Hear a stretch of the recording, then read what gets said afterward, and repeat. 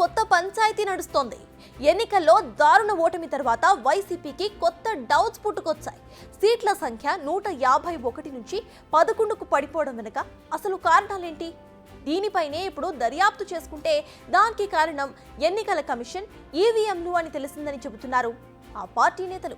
ఇందుకీ YCP నేతల ఈవీఎంలపై సమరశంఖం పూరించడానికి కారణాలేంటి? మరి ఎన్నికల కమిషన్ ఆన్సర్స్ ఏంటి? ఫైనల్ ఫిగర్స్ కి కౌంటింగ్ కి మధ్య ఎందుకు తేడా వచ్చింది? లేదు పోలింగ్ టైం అయిపోయిన తర్వాత ప్రకటించినటువంటి దానికి మళ్ళా వాళ్ళే ప్రకటించిన ఫైనల్ ఫిగర్ హైప్ ఎలా వచ్చింది? ఇట్ ఈస్ చాలా అన్యూజువల్ గా జరిగింది.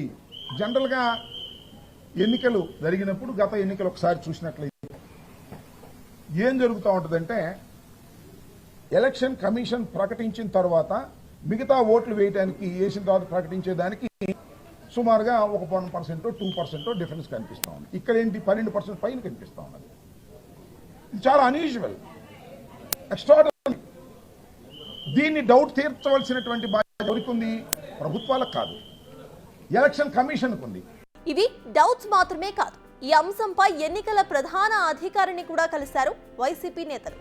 ఈసీ ప్రకటించిన పోలింగ్ పర్సెంటేజ్ కు కౌంటింగ్ లో చూపించిన పోలింగ్ పర్సెంటేజ్ కు మధ్య చాలా తేడాలు ఉన్నాయి. వెంటనే దీనిపై ఒక క్లారిటీ ఇవ్వాలంటూ రిక్వెస్ట్ చేశారు వైసీపీ నేతలు. నిజానికి కూటమి ప్రభుత్వం 164 సీట్లు సాధించడం వెనుక ఈవీఎం కుట్ర దాగుందని బలంగా నమ్ముతుంది వైసీపీ. ఆ పార్టీ నేత బాలినేని శ్రీనివాస్ రెడ్డి అయితే ఏకంగా పలు పోలింగ్ బూత్స్ లో రీకౌంటింగ్ నిర్వహించాలంటూ కోర్టుకు కూడా వెళ్లారు.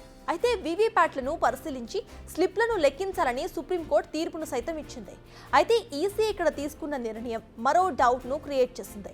కోర్టు స్లిప్పులను లెక్కించాలంటే ఈసీ మాత్రం స్లిప్పులను లెక్కించకుండా మాక్ పోలింగ్ నిర్వహించాలని టెక్నికల్ స్టాండర్డ్ ఆపరేటింగ్ ప్రొసీజర్ కోసం ఆర్డర్ ఇచ్చింది. దీంతో మరోసారి ఆయన కోర్టుకు వెళ్లారు. దీనిపై ఇంకా తీర్పు అయితే వెలువడలేదు.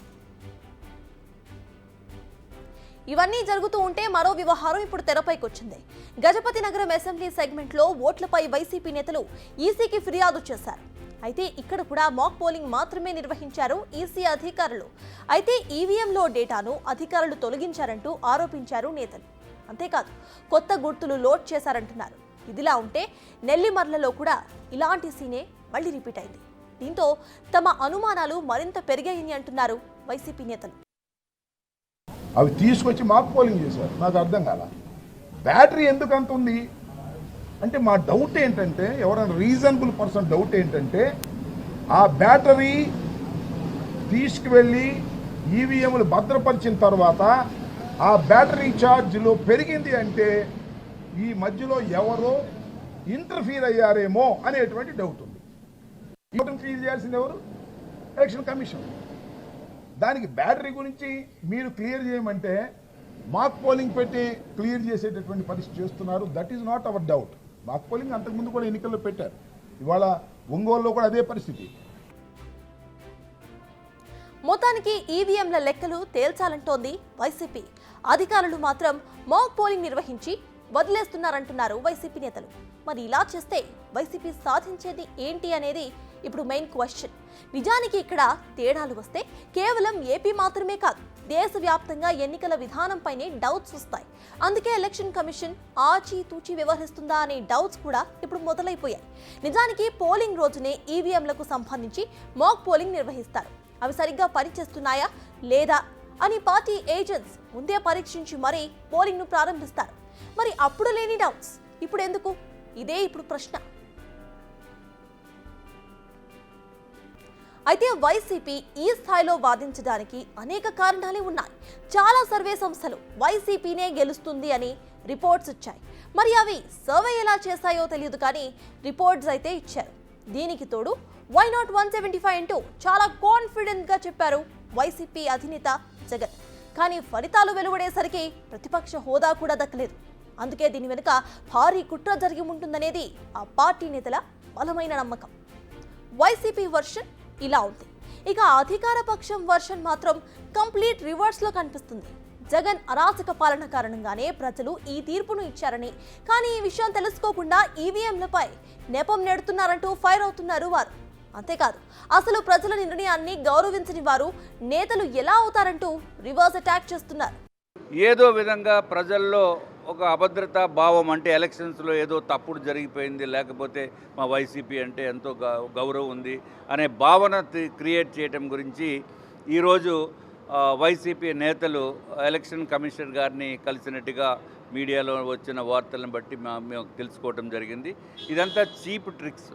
ఇంత దారుణమైన ట్రిక్స్ కేవలం చేయగలిగింది ఓన్లీ వైసీపీ పార్టీయే. మరి 2019లో మరి అప్పుడు ఈవీఎంల మీద డౌట్ రాలేదా మీకు? అప్పుడు డౌట్ రాలేదు. అప్పుడు మాత్రం మెజారిటీ బ్రహ్మాండంగా వచ్చింది కాబట్టి చాలా బాగా పనిచేసింది ఈవీఎంలు. ఇప్పుడు వీళ్ళకి ప్రజలు ఓట్లు వేయలేదు కాబట్టి ఈవీఎంల మీద డౌటు, లేకపోతే ప్రక్రియ మీద డౌటు, అంటే ప్రజల మీదే డౌట్ వీళ్ళకి. First point. సో ప్రజల అభిప్రాయాల్ని కూడా తప్పు పడుతున్న చెత్త పని ఇది. ఈరోజు వైఎస్ఆర్సీపీ ప్రభుత్వంలో పోయిన తర్వాత నేతలు ఏమి చేయాలో తెలియక, బుర్ర పనిచేయక ఈ విధంగా చేస్తున్నారు. అసలు ఈవీఎంలను ట్యాంపరింగ్ చేయటం అనేది అసాధ్యం అంటోంది ఎలక్షన్ కమిషన్. చాలాసార్లు దీనిని ప్రూవ్ కూడా చేసింది. బట్ ఎన్నికలు జరిగిన ప్రతిసారి కూడా ఈ చర్చ తెరపైకి వస్తూనే ఉంటుంది. గెలిచినప్పుడు లేని డౌట్స్ ఓడినప్పుడు ఎందుకు వస్తాయంటారు గెలిచిన వారు. తాము ఓడటానికి కారణం ఈవీఎంలను ట్యాంపర్ చేయటమే అంటారు ఓడిన వారు.